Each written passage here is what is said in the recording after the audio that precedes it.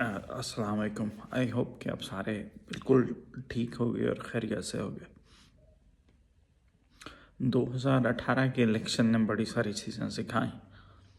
सबसे पहली चीज़ जो सिखाई वो ये सिखाई कि अपने टारगेट पे पहली कमान डाल लो, पहली कोशिश कर लो। आइडिया हो जाएगा कि कितने वीक हो और कितनी और मेहनत की ज़रूरत है। जो दूसरी चीज़ सिखाई वो ये सिखाई कि कभी किसी पे रिलाई मत करो। अगर तुम किसी पे रिलाई करोगे तो तुम्हारी कोई वैल्यू नहीं है। तीसरी चीज़ जो सबसे अहम सिखाई कि कभी भी किसी गलीज़ रिस्क पर पलने वाले को अपना दोस्त मत समझो। ये सबसे बड़ी अहम चीज़ थी जो मुझे 2018 के इलेक्शन के बाद समझ आई। अब मैं 3 चीज़ें नहीं करता हूँ जो मुझे समझ आई हैं इस टाइम में। वो ये हैं कि सबसे पहली बात ये है कि आप लोगों से कंप्लेन मत करो। वो लोग जो लोग अपना भला नहीं सोच सकते, ना दुनिया ना आखिरत का, वो आपका भला कैसे सोचेंगे? तो उनसे कंप्लेन मत करो। उन्होंने जो करना था कर दिया। अब ये सारा कुछ आपके हाथ में है कि आपने अपने लिए क्या करना है।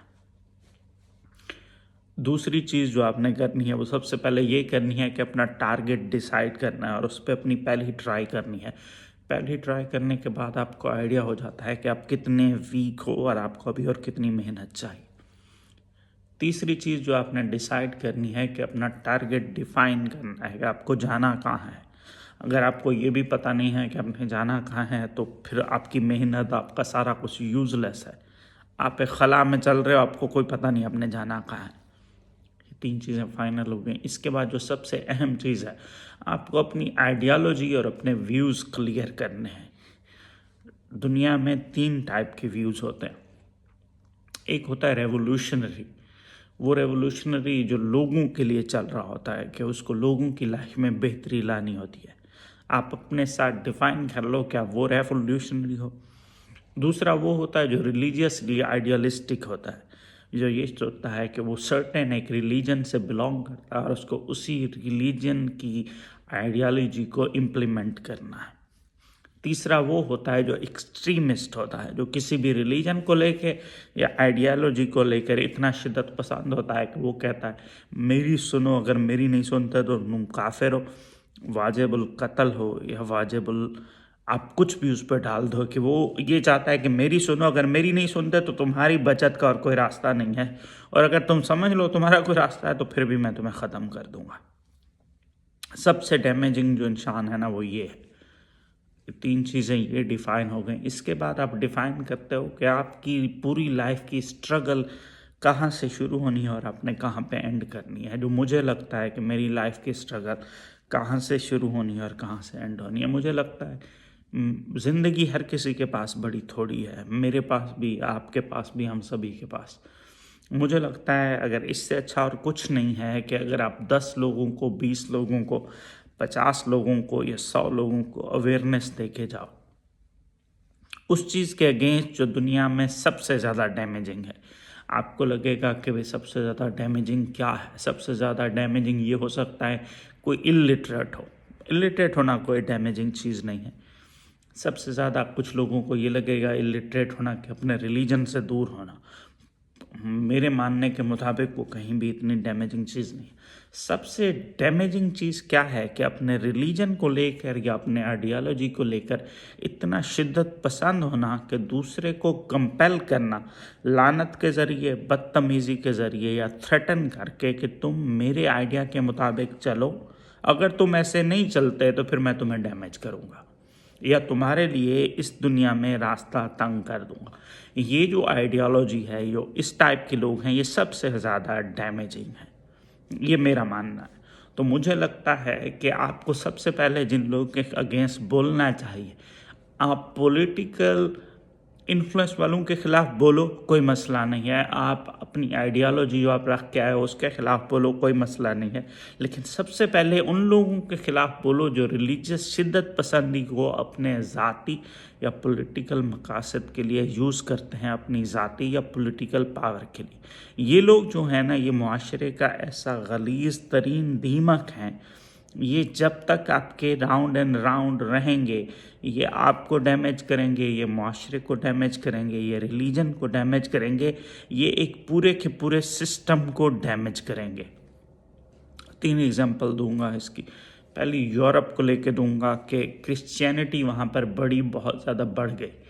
फिर वहाँ पर शिद्दत पसंद क्रिश्चियंस पैदा हो गए जो ये सोचते थे कि अगर हमारी तरह से चल रहे हो तो ठीक है, अगर तुम कोई और रिलीजन की तरफ जाओगे या किसी और साइड पे जाओगे तो गलत है।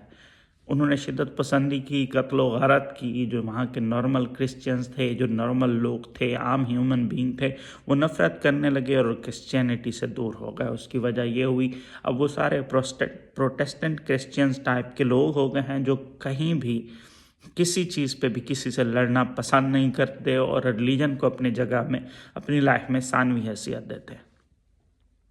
दूसरे लोग वो हैं जो हमारे यहाँ रिलीजन इस्लाम के थे। आप अपनी साइड से देख लेंगे, अगर फ़र्ज़ करते हैं आज से 200 साल पहले इस्लाम को ख़तरा नहीं था, जब इस्लाम की टोटल पॉपुलेशन पूरी वर्ल्ड की 10% पॉपुलेशन से भी लेस थी। पिछले 200 साल में इस्लाम दुनिया की most significant fast growing population बना है। उस टाइम इस्लाम को कैसे ख़तरा हो सकता है? ये वो लोग हैं जिन्होंने रिलीजन को अपनी रोज़ी रोटी के तौर पे रखा हुआ है, अपनी अजारादारी और गद्दी के तौर पे रखा हुआ है। ये हमेशा कहेंगे इस्लाम को ख़तरा है, हमारे साथ आ जाओ, बस हमें इस्लाम को प्रोटेक्ट करने के लिए खड़े। आप सोचो, रब्बे कायनात ने जिस रिलीजन को बनाया है उसको प्रोटेक्ट करने के लिए इन मौलवियों की ज़रूरत है जो शिद्दत पसंद हैं, जो बात बात पे कत्ल व गरत की बात करते हैं। तीसरी जो अहम चीज़ है जो मेरे समझने में, या मुझे जितनी समझ पड़ी है, मैं इतना मैच्योर तो नहीं हुआ पर जितने थोड़े से टाइम में मुझे थोड़ी सारी चीज़ें समझ आएँ, वो ये है कि हम सभी का ये डिसाइड करना कि जो मैं कह रहा हूँ वो परफेक्टली 100% परफेक्ट है, जो तुम कह रहे हो वो 100% गलत है। हम सभी को जो बात करनी है, अपनी बात कह के पीछे हटने की ज़रूरत है। कि ये सबसे बेहतरीन किस्म का एक अमल है कि आप दरोगा नहीं हो किसी पे, जिसमें रिलीजन में हज़रत मोहम्मद सल्लल्लाहु अलैहि वसल्लम को अल्लाह ताला ने कुरान पाक में कहा कि आप किसी पे दरोगा नहीं हो, आपका काम सिर्फ पैगाम पहुंचाना है। तो being a normal human being, being follower of हज़रत मोहम्मद सल्लल्लाहु अलैहि वसल्लम, आप ये चीज़ अपने दिमाग में बिठा लो कि आपका काम सिर्फ पैगाम पहुंचाना है। आप अपनी बात कह के पीछे हट के रिलैक्स हो जाओ कि आपने अपना फ़र्ज़ पूरा किया है। उसके बाद आपके दिल में तंगी है कि लोग सुधर नहीं रहे, तो कोई मसला नहीं है, मतलब दैट्स नॉर्मल। अगर कोई सुधरना नहीं चाहता या किसी तक शैतान की वजह से पैगाम आपका पहुंच नहीं पाता, तो आपके ये ज़बरदस्ती नहीं है कि आपने सबको सही करना है। आप बिल्कुल भी दरोगा नहीं हो, तो अपना पैगाम पहुंचाएं, अपनी बात पहुंचाएं, लेकिन लोगों से ये ना एक्सपेक्ट करें कि वो 100% वही लाइफ जिएं जो आप उनसे चाहते हैं। तो अल्लाह करे कि हम सभी एक दूसरे को माफ़ कर सकें, और अल्लाह करे कि हम अब सभी एक दूसरे को इस चीज़ की इजाज़त दे सकें कि सामने वाला जैसी लाइफ जीना चाहता है, अल्लाह ताला ने जिसका उसे पूरा हक दिया है, आप उसे ये पूरा हक दें कि वो अपनी मर्ज़ी से अपनी ज़िंदगी जी सके। अल्लाह करे कि आपको मेरी बात समझ आए, और अगर ना समझ आए तो कोई मसला नहीं है। मतलब मेरा कोई फ़र्ज़ नहीं है कि हर सूरत आप तक बात पहुंचानी, आपके पल्ले डालनी है, आपको कंपेल करना है। मेरा काम था, जो मेरे पल्ले पड़ी है पिछले कोई 30-32 सालों में, मेरी अब 32 एज हो गई है, तो जो मेरी दिमाग में पड़ी है मैंने आप लोगों तक पहुंचाई है। आपके समझ में आ जाए मैं 30 प्लस का हूँ, तो अल्लाह करे कि आप उस पर अमल कर लें। और अगर आपके समझ नहीं आती तो कोई मसला नहीं है, उस तरह से जिएं जैसे आप जी रहे हैं। आपने अपना हिसाब देना है, मैंने अपना हिसाब देना है। मैं वो करूँगा जो मेरा दिल और दिमाग परफेक्ट मानता है, आप वो करिए जिस पे आपका ज़मीर मुतमईन हो। अल्लाह करे कि हम जो कुछ भी कर रहे हैं हमारा ज़मीर उस पर हमेशा हमेशा मुतमईन रहे। अल्लाह करे आपको नया साल मुबारक हो, और अल्लाह करे कि हम उस तरह से जी सकें जैसे वो मालिक हमें चाहता है कि हम उसके बंदे बन के उसकी बनाई हुई दुनिया में, उसके बनाए हुए रसूल के मुताबिक लोगों की लाइफ में कुछ अच्छा कंट्रीब्यूट कर सकें। अल्लाह करे, आमीन।